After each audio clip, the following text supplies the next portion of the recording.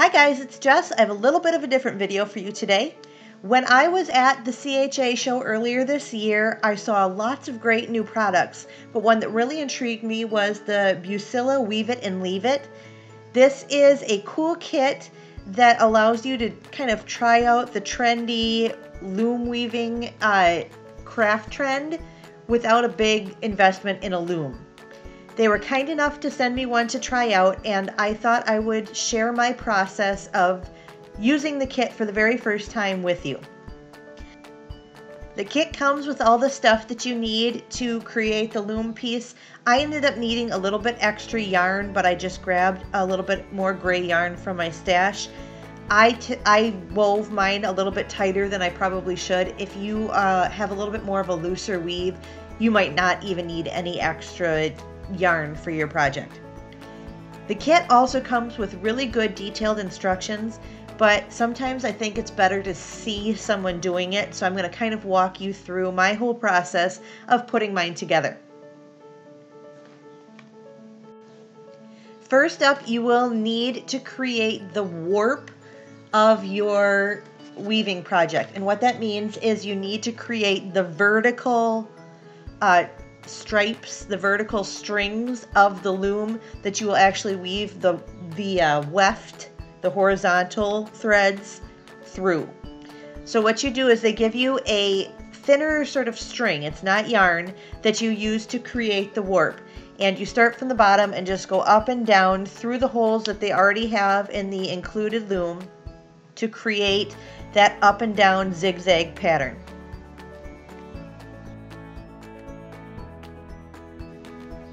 After I had my warp threaded properly, I went back and sort of tightened it all up to make sure that there was some tension in that warp, which kind of helps keep the shape of the weaving process. And then you just tie it off at the end.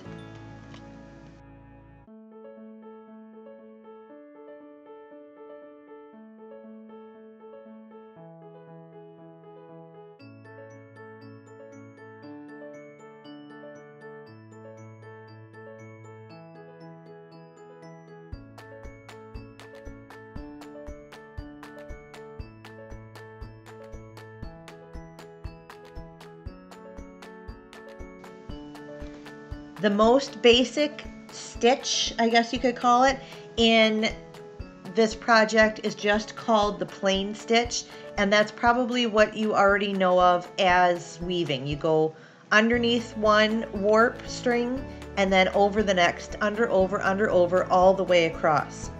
And you can see the kit comes with a plastic needle that you can use for this. It works really well. You just thread it over and under all the way through horizontally, and then you pull that yarn through, leaving about a 3-inch tail at the end, and that's what you're going to use to tie off your weaving project once you get everything done. So you want to make sure you leave that tail at the end and then pull the rest of it through. The next thing you can do, and you see me kind of doing it with my fingers, is called beating down the weave, and it just means pushing that horizontal thread down into place. So you can use your fingers. You'll see me use scissors a couple of times. That's not the greatest tool to use for this.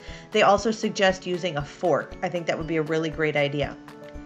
And then for the simple plain stitch, you just keep going back and forth, over, under, alternating when you go from left to right, and then go from right to left, and then keep beating it down as you go. Here you see me using scissors. That's a bad idea. Don't do that. Use your fingers or use a fork to get those all down into place.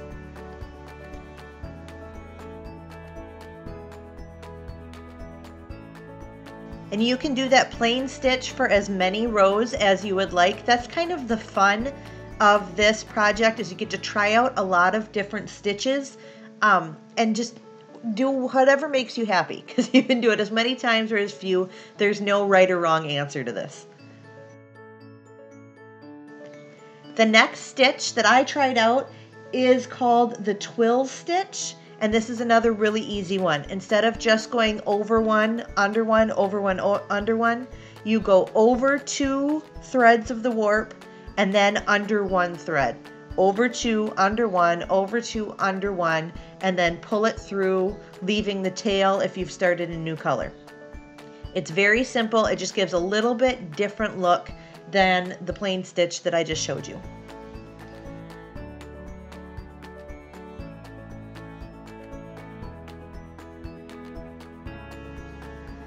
Forgive the change in lighting. I had to come back to this project a little bit later in the day. The next stitch I tried out is the braid stitch, and this took me a couple of tries. It's really not as hard as I'm making it look in this video. What you can't maybe tell from watching the video on your screen is that I was doing this all upside down so that it was correct for my camera, which makes it a lot harder than it needs to be. All you need to do the braid stitch is you go over 2 warp threads, under the 3rd one, and then you kind of loop back to the 2nd warp thread and wrap it around and under, and then pull it through.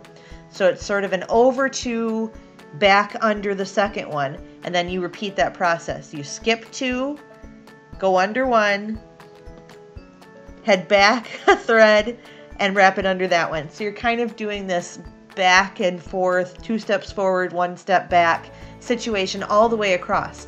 And how that changes the look of your weaving is when you do a couple of rows of that in a row, it ends up looking kind of like a braid. So that's why it's called the braid stitch. It's very pretty. It's a lot easier than I'm making it look right now because I'm doing it upside down. And it adds some really nice texture to the piece so that it's not just a back and forth over and under through the whole weaving project. I decided to add a couple of pieces of fringe in this section of my weaving project. So I cut some pieces of yarn a couple of inches long, doubled them over, and then tucked them under 2 of the vertical strings, 2 of the warp, and then I just looped the cut ends back through the folded end to create a little double piece of fringe. And I just put 5 of them right in the middle and then push them down against the row of weaving underneath them. You beat them down, and that just creates a little bit of added interest right in the middle of your piece. The next stitch I'm going to show you is called the pile stitch, and it took me a while to get this one down, but it is possible. First, you start with a plain stitch from right to left, and then you are going to find a dowel or a pencil and place it just above that plain stitch. Take your yarn and go behind the pencil, and then go underneath that single stitch, plain stitch, and back behind the first warp thread, so the first vertical thread, and then you pull it up and make that loop taut. Then bring the yarn back down over the pencil and take the needle and make it go underneath the plain stitch again, behind the pencil, and back behind the next warp thread, the 2nd warp thread. You have to work at it a little bit, and then again you pull the loop taut against the pencil. And it's actually a little harder at the beginning of the row than at the end because the pencil is still kind of wobbly. As you go, it becomes more secure. So again, bring the yarn back down over the pencil, take your needle and go underneath the plain stitch, behind the pencil, and behind the next warp thread in the row, pull it taut. And you just keep going like that all the way across your whole project, and eventually you'll have a row of loops all wrapped around the pencil.